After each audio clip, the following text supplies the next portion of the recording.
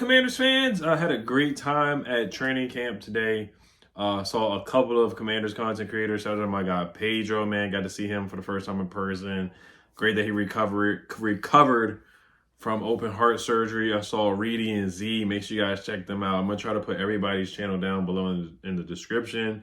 I saw Abdullah, my guy. He's on Locked On Wizards now. I was on him before. Now he's on Locked On Wizards. Trying to think who else I saw down there, man.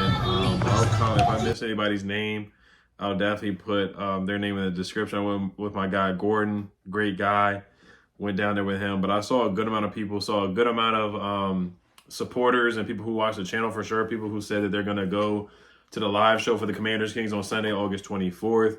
So that was great to hear. Just stuff like that. Just a lot of humbling stuff and seeing a lot of fans and people who have watched my channel for many, many, many years. There's the security guard who's been watching the channel for years and stuff like that. So that was pretty cool, man. And you'll see a video of me throwing a pass right to the number 5, you know, kind of like JD5, very pinpoint accurate. I had to let people walk past. And then I just threw it right there, right in the bread basket, man, right in the bread basket. Just like how Jaden threw it to Deebo Samuel down the field today.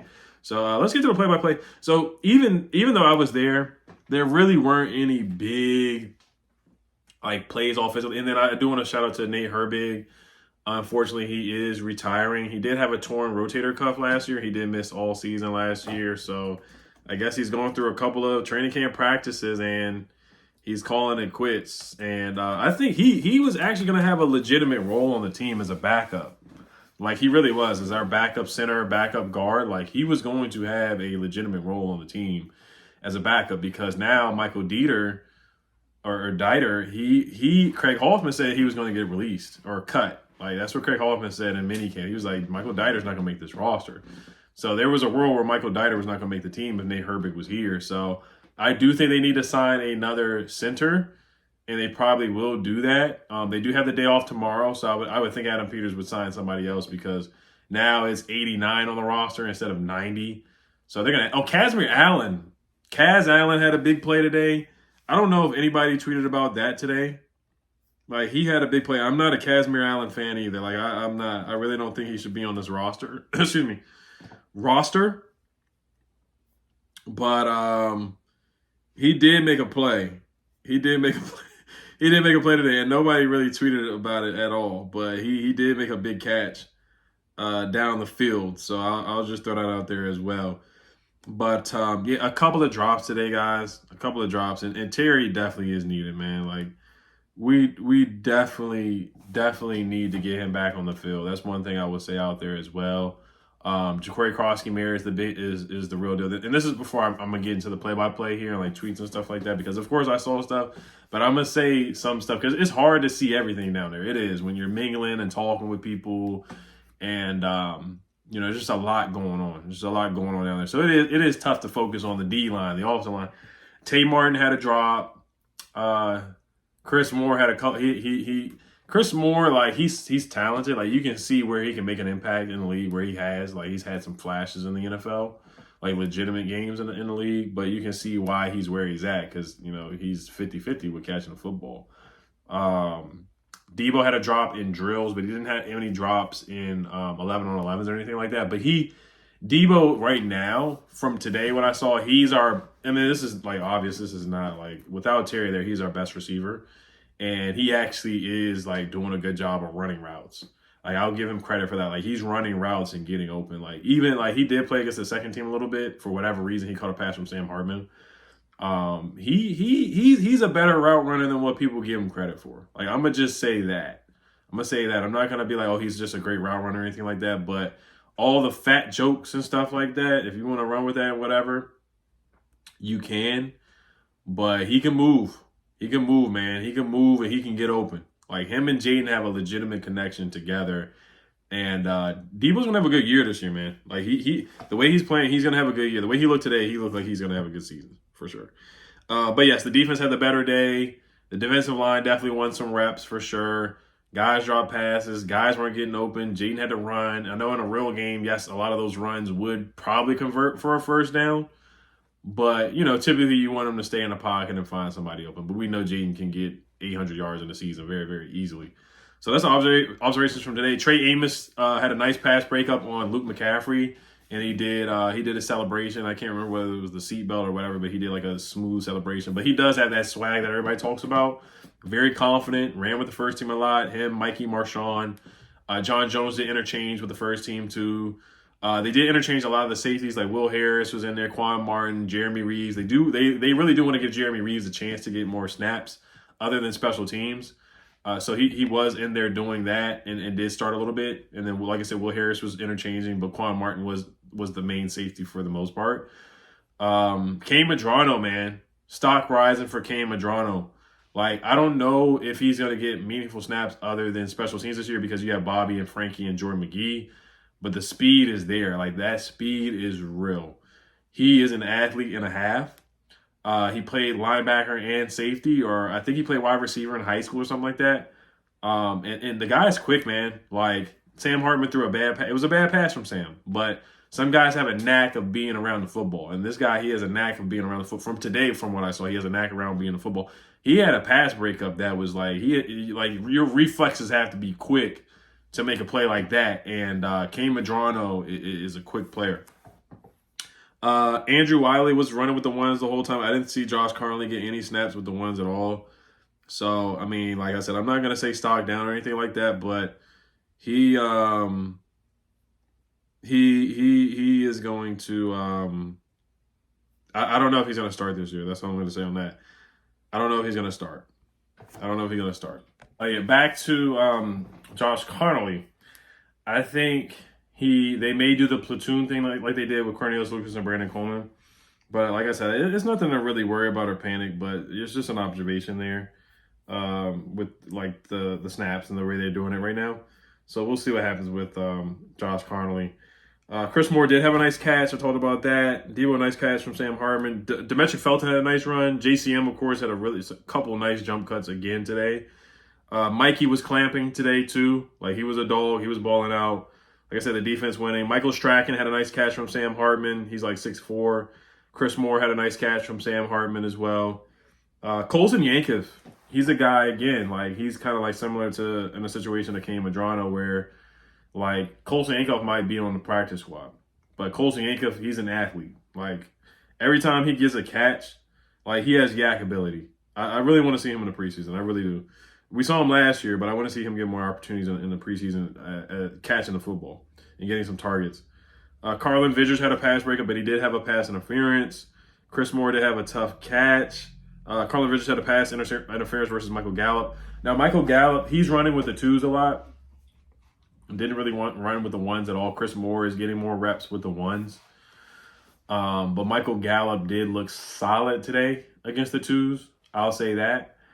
If Chris Moore drops passes, then that's where I could see where Michael Gallup makes the roster. But right now, the way that they're playing guys, Chris Moore would probably be your sixth wide receiver if you account for like snaps with the first team. Let's see here. The kicker made all his kicks. Matt Gay made all his kicks today. Cambridge on interception, talked about that. Lawrence Cager, the big tight end, number 89, made a couple nice catches. Like I said, Catherine Allen made a nice catch, but nobody talked about it at all. Josh Carnley off the bench today, too. So those are the notes that I have. Let me look at some of the beat reporter notes, too. And then we'll wrap it up for today. Today is day 6. Ja'Cory Crosby Merritt getting reps with Jaden Daniels and the ones that know how to set sessions. So that's big, man. That's big because, you know, that shows that they believe in him and they want to see a lot from him with the first team. Like, he definitely should get some reps with the ones. I know B-Rob's got to get his reps in with the ones, too. But JCM definitely needs to get his reps in with the ones as well because he looks like they want to give him a lot of carries. Like, I know we got Eckler and they like Jeremy McNichols a lot, but if you want to say who potentially could be the most dynamic back, or most explosive or capable of hitting a home run, you can argue for JCM. I know he hasn't played a game yet, but like I said, potentially. All right. Yes, they did throw the ball downfield. Not just Jaden, but Sam Hartman was doing it too. Like, they kept throwing the ball down to the left sideline, and a lot of those throws were incomplete. Like, they just weren't connecting, and guys, they just weren't able to connect. Whether it was Jaden and Noah Brown or Jaden and Chris Moore down the sideline, or Sam Hartman and whoever the second string guy was or third string receiver is. Like they just were not able to connect down the field at all today for the most part, except for Jaden and Debo. And Linnell said that Jaden would have been sacked on that play, but it is what it is. Jaden would have evaded the rush too, though. You could say that as well. All right, Chris Moore had a circus catch over Jonathan Jones as well. That was from Sam Hartman. Carlin Vidridge had a pass break. I've talked about that already. But yeah, the Jaden pass to Chris Moore, like that was a beautiful pass, and Chris Moore dropped it. Like Terry's catching that, man. So it's just stuff like that where it's like, yeah, you need 17 on the field right now. You need him on the field. And like I said, I don't want to keep going in on Chris Moore because I like Chris Moore. But stuff like that is a touchdown. That's got to be a touchdown. Like, that was a beautiful pass from Jaden Daniels. That was a beautiful pass. And that's why, like, if Jaden does struggle in some practices where there's a bunch of incompletions or there may be a interception or two, like, the defense, they are sitting on a lot of stuff. Like, they're ready for it. Like, they're just sitting on stuff. Like, they really are. The corners are sitting on stuff. Like, and it's a testament to them being good, but it's a testament to Terry McLaurin being out. And then again, you have to account for them practicing multiple times now, and some of them being used to what the plays are going to be and stuff like that. But the defense, yeah, the corners are going to be good this year. They are. Even though Terry's not there, the corners are going to be good. Let's see here. Let's see if there's anything else. Let's see. I think that's really it, guys. That's really it. I didn't see Terry, but some people did say Terry was out there. Of course, Jaden Daniels. He didn't come down to my side to sign autographs. Like, you'll see some clips of, like, Cleveland Farrell and I got an autograph from Cleveland Farrell. No, not Cleveland Farrell. Deron Payne and Johnny Newton. He got a haircut. And Josh Connolly, the rookie. I got 3 autographs from those guys. B-Rob looked me right in my face and made eye contact and did not sign my hat. It is what it is. I don't know if he watches my channel or follows my Twitter or whatever. He doesn't follow my Twitter. But I don't know if he's seen stuff from my channel or not. But he looked me right in my face and did not sign my hat. So it is what it is. Like I said, the autographs are for my kids. They're not for me. So it's not like I'm just tripping over an autograph. But it was definitely odd for sure, because I remember when I went a couple years ago, like Josh Norman didn't look anybody in the face. Like, he didn't look. And Montez Sweat too. They made zero eye contact with people. Like, zero eye contact. So it is a difference. Like, the players are looking at you, like, talking to you and stuff like that. But like I said, I don't know if B-Rob has seen my stuff and has a vendetta now, but it is what it is. I just want to see him be successful, and I'm rooting for B-Rob. I'm a big fan of B-Rob, man. I really am. Shout out to Brian Robinson, and I hope he gets more than 700-something yards this year. I hope he gets 800 yards. I hope he gets 1,000 yards. That's what I hope from Brian Robinson. I'm his biggest fan right now. I really am. I'm his biggest fan.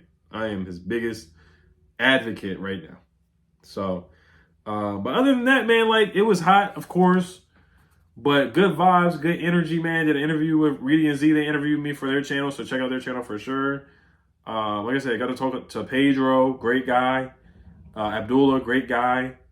Talked to Mason Kinahan as well. I've been on his channel before. He's working with the event staff. He said he gets up at 4 a.m. He gets to the facility at 5 a.m. and does that. Some people were telling Adam Peters to pay Terry. I didn't see that, but I heard about that.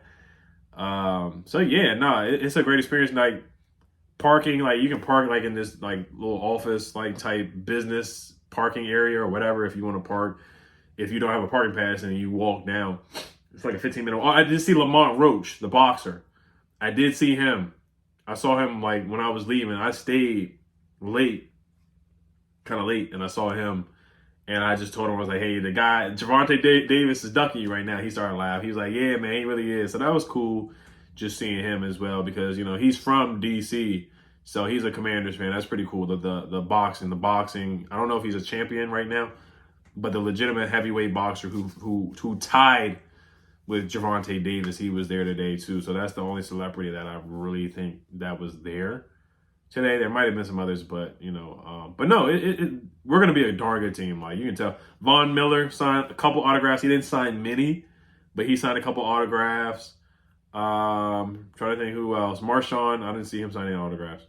Doesn't really matter, but Yeah, no. Great energy, man. You can tell. Mark Klaus was throwing the shirts and whatnot, so he was doing that. He has a Heineke type of arm. I love Heineke though, but he was throwing the shirts like 1 yard down the field. Like he was barely throwing the shirts, like barely throwing the hats. It was almost like he had a torn rotator cuff or something like that, trying to throw the hats and throw the shirts. But no, I had a great time. They give out free water bottles. I got the water bottle sign. I'm gonna show it in another video. I forgot to bring it down in my man cave. But you'll see it in the videos and stuff like that. So no, it was a great experience, guys.